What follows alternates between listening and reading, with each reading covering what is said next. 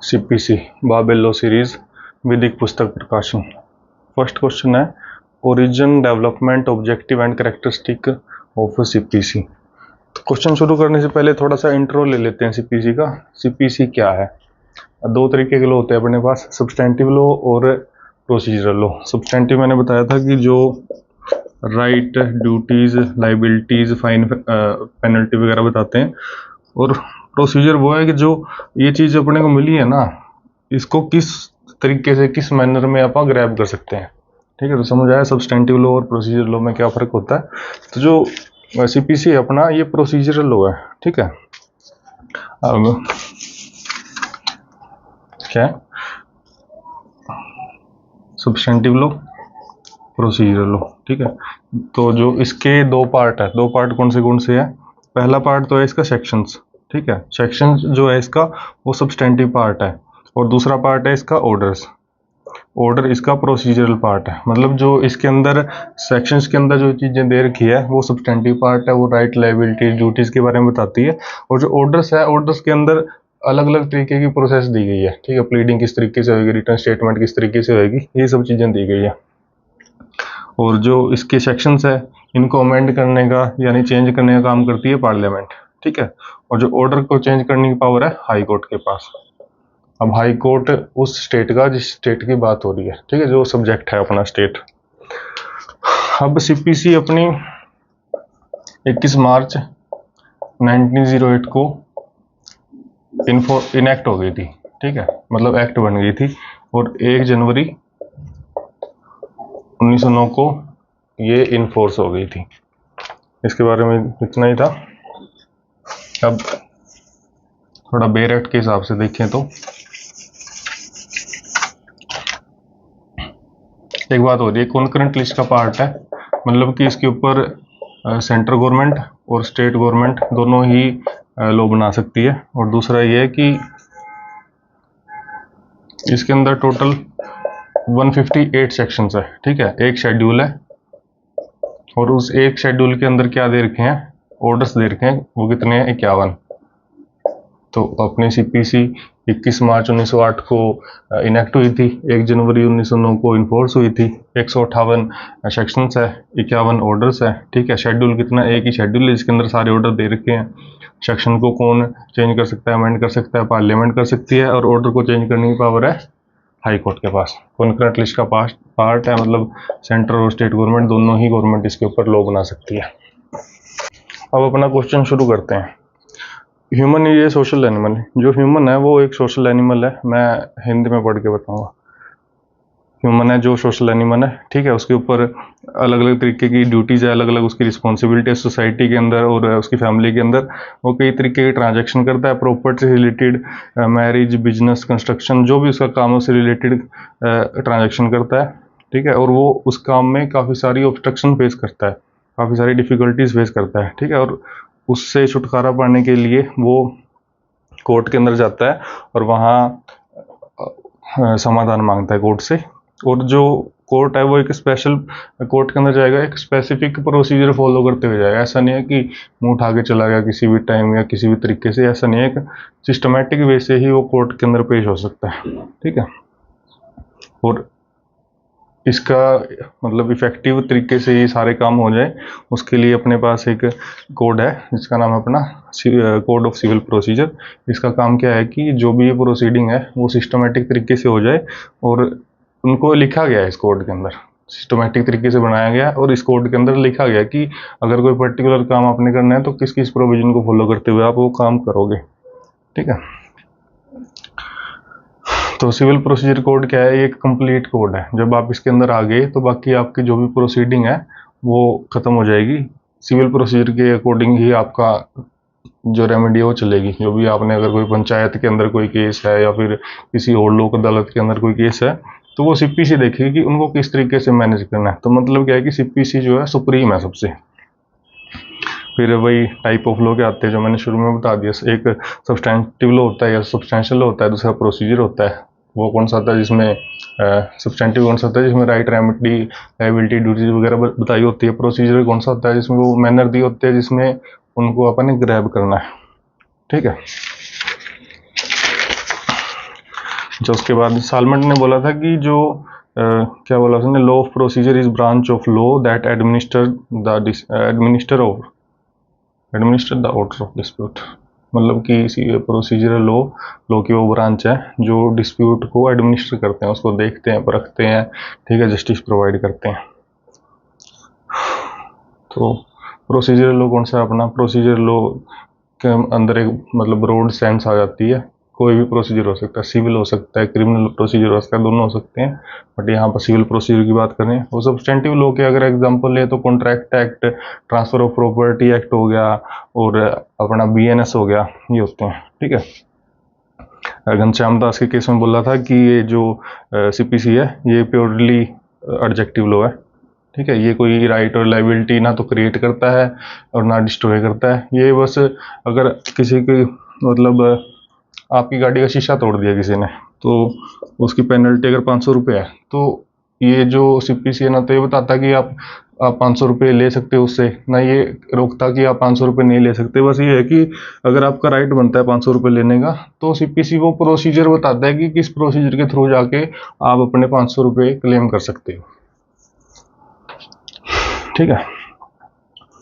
आगे क्या बता रहा है, हल्सबेरी ने क्या बोला था, इसने बोला था कि सब्सटेंटिव लॉ जो होते हैं वो किसी चीज़ को डिफाइन करते हैं, क्रिएट करते हैं, और राइट और लाइबिलिटी के बारे में बताते हैं, किसी के ऊपर राइट और लाइबिलिटी इम्पोज करते हैं।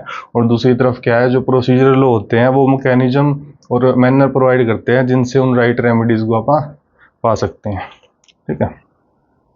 अब इनके अंदर डिफरेंस आ गया। डिफरेंस क्या है, जो प्रोसीजरल लॉ है वो सूट को एडमिनिस्टर करते हैं, ठीक है, सूट को देखते हैं, और जो दूसरे लॉ होते हैं वो उसके सब्जेक्ट मैटर को देखते हैं। मतलब कि जो प्रोसीजरल लॉ हो गया और दूसरा लॉ हो गया, ये तो बताएगा कि आपका क्या राइट है, 500 रुपये राइट है, और ये बताएगा कि आपको ये पाना कैसे है। ये प्रोसीजर को वो करता है, गवर्न करता है। इसमें प्रोसीजरल लॉ में जस्टिस ऑब्जेक्टिव होता है, इसमें ऑब्जेक्टिव होता है कि वो जस्टिस किस तरीके से मिलेगी। प्रोसीजरल लॉ जो होता है वो जो सूट के अंदर दोनों पार्टी होगी उनसे डील करता है, और जो सब्सटेंटिव लॉ होता है वो सब्जेक्ट मैटर से डील करता है। जो प्रोसीजरल लॉ है वो कोर्ट का सिस्टम है, ठीक है, कोर्ट में क्या चीज़ें हो रही है क्या नहीं हो रही। जो सब्सटेंटिव लॉ है वो बाहर का है, आउटसाइड है, ठीक है।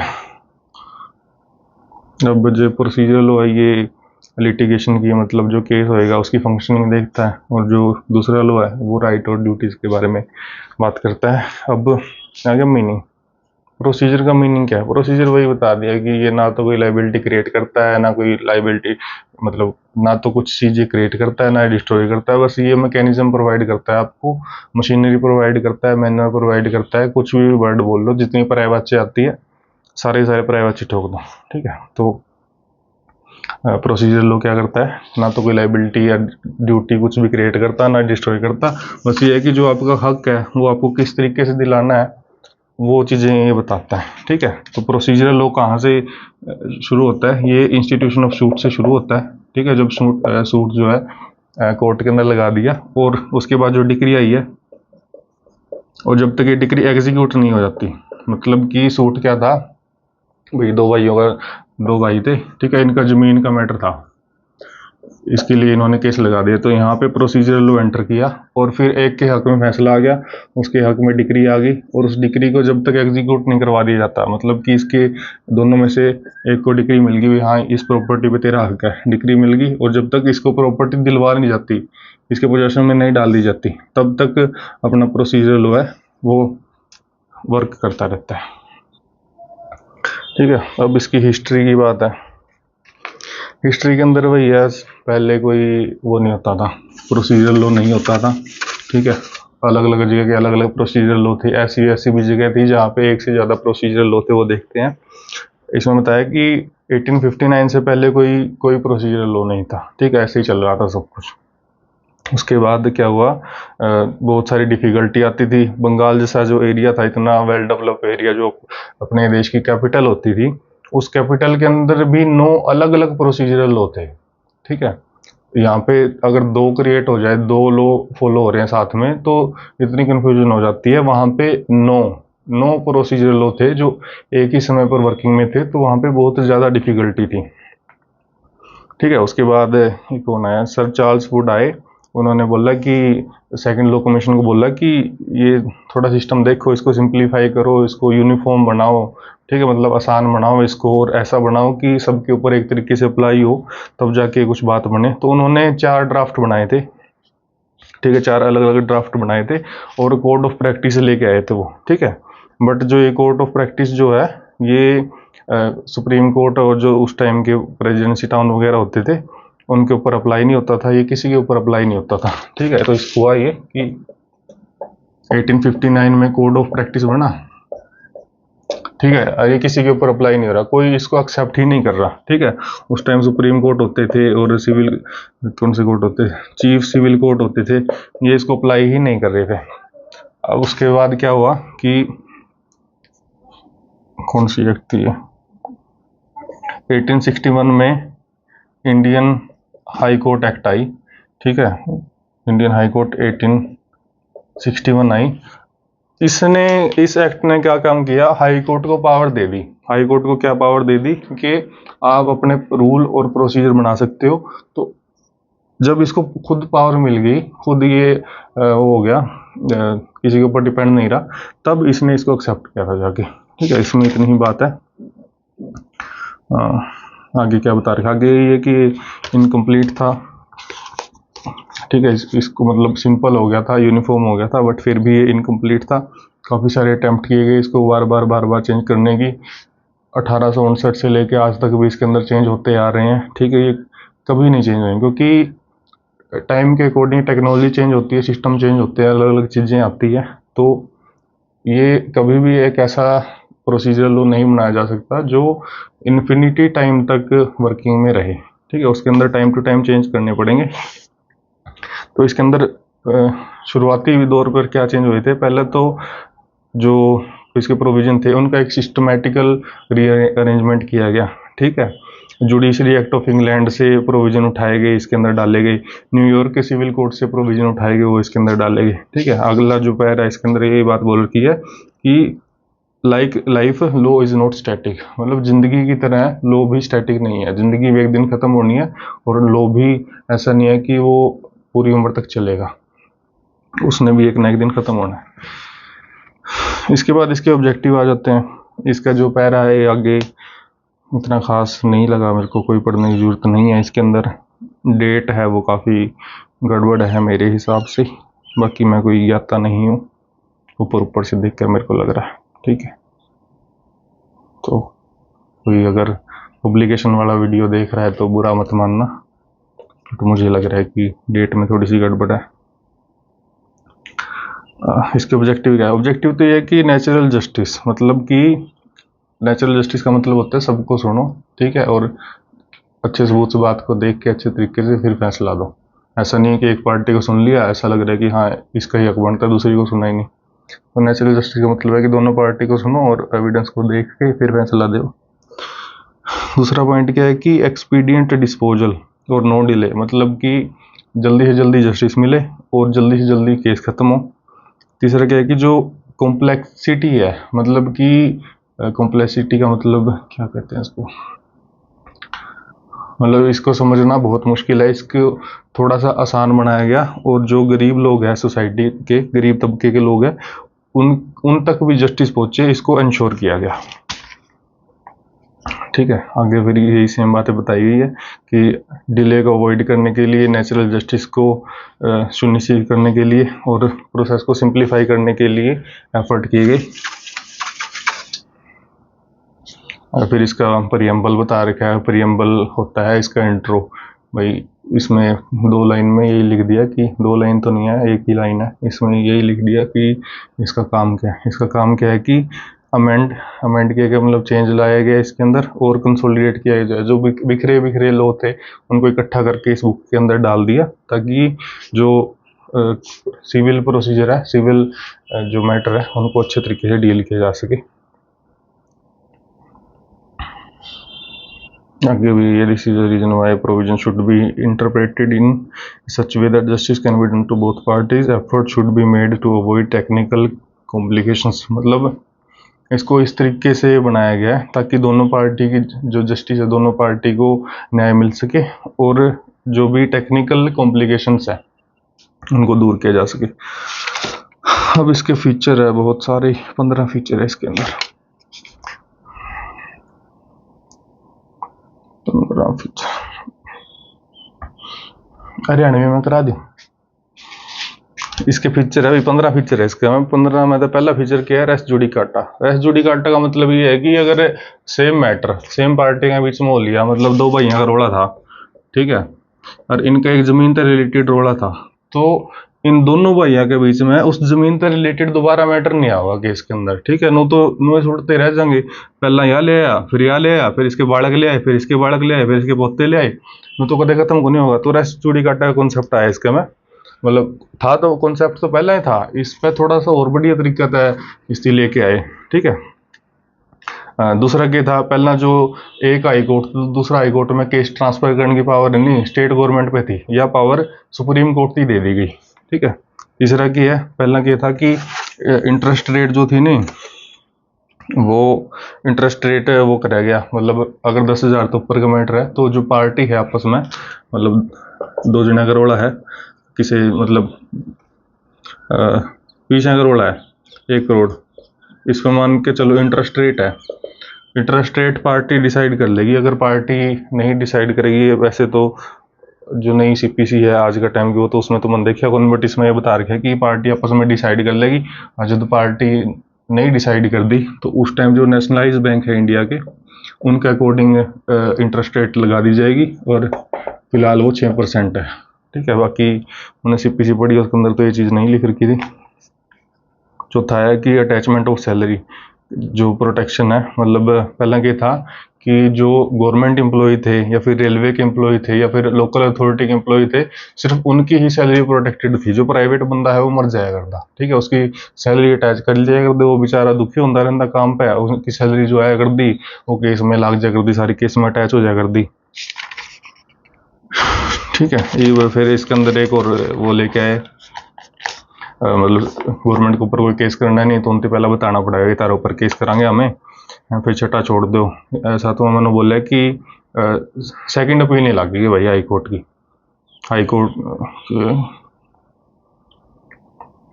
कोर्ट में सेकंड अपील लगानी है तो हाई कोर्ट में जब लगेगी जब नो सेटिस्फाई होगी, इसमें सब्सटेंशियल क्वेश्चन ऑफ लॉ है, ठीक है, मतलब कोई बेतुकी चीज़ नहीं होनी चाहिए, कोई तकड़ी ही चीज़ होनी चाहिए जोड़ा लॉ पे बात अड़न लग रही है। उसके बाद